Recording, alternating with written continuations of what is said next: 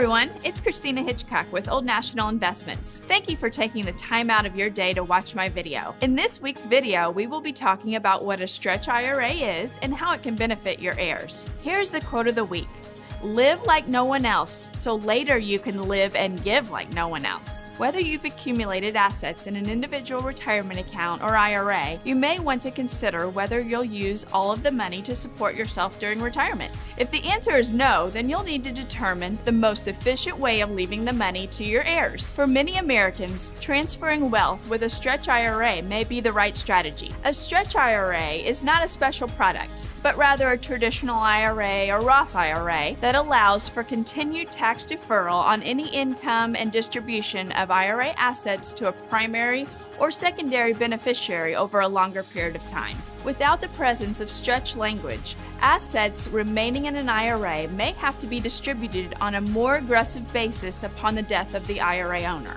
The stretch IRA concept can be especially valuable to non-spousal beneficiaries who do not have the same ownership rights to IRA assets as do spousal beneficiaries. Using a stretch IRA strategy has no effect on the traditional IRA account owner's required minimum distribution, or RMD, which continue to be based on his or her life expectancy. Once the account owner dies, the primary non-spousal beneficiary may begin taking RMDs based on his or her own life expectancy. The ability of beneficiaries to extend the life of the IRA in this fashion means that the money you accumulate in your IRA and leave to your heirs has the potential to last longer and produce more wealth for younger generations. Of course, there is no way to guarantee the effect your beneficiaries may have on the inherited IRA. They may choose to withdraw early, or tax laws could change. Beneficiary distribution options depend on several factors, such as the type and age of the beneficiary named, the relationship of the beneficiary to the descendant at death, and may result in the inability to stretch a descendant's IRA.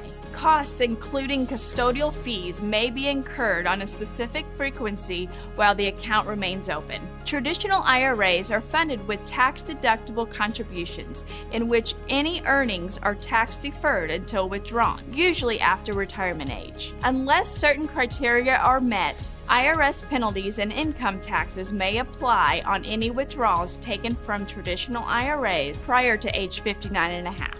RMDs must generally be taken by the account holder within the year after turning 70 and a half. Please see your tax advisor for details pertaining to your certain situation.